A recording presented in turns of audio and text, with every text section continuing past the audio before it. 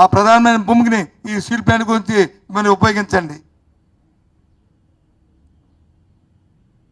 ఈ రాష్ట్ర ప్రజల తాలూకా సెంటిమెంట్స్ని మీరు కాపాడండి. నేను ఆఖరిగా ఒకటే అడుగుతున్నా, కూటమి ప్రభుత్వం తాలూకా విధానం కేంద్ర రాష్ట్ర ప్రభుత్వాల్లో ఉన్న మీ ప్రభుత్వం తాలూకా విధానం జాతీయమా, ప్రైవేటిజమా, జాతీయ సంస్థగా స్టీల్ ప్లాంట్ ఉంచడమా? విధానాన్ని ముందు ప్రకటించండి. అదేదో చిల్లర ఇక్కడ నాయకులు అక్కడ నాయకులు మాట్లాడితే కాదు. అయితే సాక్షాత్తు ఇక్కడ ముఖ్యమంత్రి ఉప ముఖ్యమంత్రి మాట్లాడాలి, లేదు కేంద్రంలో ఉన్న ప్రధానమంత్రి వారు మాట్లాడాలి. ప్రభుత్వం అధికారంలోకి వచ్చిన వెంటనే ఉక్కు శాఖ మంత్రి వచ్చారు, స్టీల్ ప్లాంట్ చూశారు. ప్రెస్ కాన్ఫరెన్స్లో మీ ప్రెస్ సోదరులు అడిగారు, మీ విధానం ఏంటని అడిగారు. నా సాయశక్తిని ఉంచడానికి ప్రయత్నం చేస్తాను, కానీ ప్రధానమంత్రి గారిని అడిగి చెప్తాను మీకు అని చెప్పారు. ఒకసారి మీకు జ్ఞప్తి చేసుకొస్తున్నాను.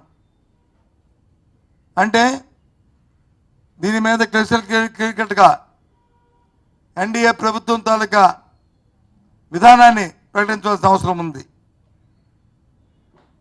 ప్రకటించాలని డిమాండ్ చేస్తున్నాం, ప్రకటించాలని కోరుతున్నాం. నా ప్రెస్ కాన్ఫరెన్స్ తర్వాత, ఈ పత్రికా సమావేశం తర్వాత ఎన్నో అవాకులు చవాకులు మా మీద ఎన్నో మాట్లాడతారు, నాకు తెలుసు. ఎన్నో విమర్శలు చేయడానికి ప్రయత్నం చేస్తారు, మాకు తెలుసు. ఎన్నో సోషల్ మీడియాలో మా మీద మాట్లాడతారు, నాకు తెలుసు. ఎన్ని మాట్లాడినా ఎన్ని చేసినా ఇప్పటికీ కూడా ఇది ఆత్మగౌరవానికి సంబంధించిన విషయం. ఇది ప్రాంతానికి, ఈ రాష్ట్ర ప్రజానీకానికి సంబంధించిన అంశం. వాటి గురించి పట్టించుకోవాల్సిన అవసరం లే. స్ట్రైట్గా ముక్కు సూటిగా ఈ ప్రైవేటిజం చేస్తున్న కేంద్ర ప్రభుత్వ నిర్ణయాన్ని రాష్ట్ర ప్రభుత్వం వ్యతిరేకిస్తుందా, సమర్థిస్తుందా? వ్యతిరేకించాలని డిమాండ్ చేస్తున్నాం. ఇది జరగకుండా ఆపాలని డిమాండ్ చేస్తున్నాం. ఎంత ఎక్స్టెంట్కైనా వెళ్ళాలని డిమాండ్ చేస్తున్నాం. మా పార్టీ విధానాన్ని కూడా ఇదే అని మీకు మనం చేస్తున్నాం. ఇది ఇవాళే కాదు, మొదటి నుంచి కూడా ఈ విధానాన్ని మేము చెప్తున్నాం.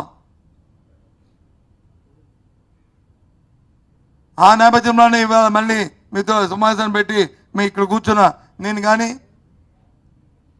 మా అమర్ గారు కానీ, లేకపోతే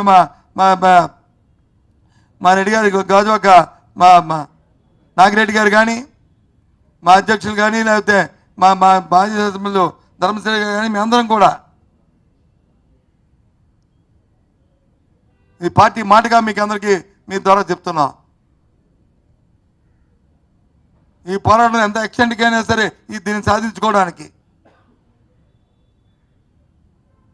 మేము ఉంటామనే విషయాన్ని ఇవాళ తెలియజేస్తున్నాం. అందుకే మిమ్మల్ని అందరినీ పిలిచి ఈ సమావేశం ఏర్పాటు చేశాననే విషయాన్ని తెలియజేస్తున్నాం.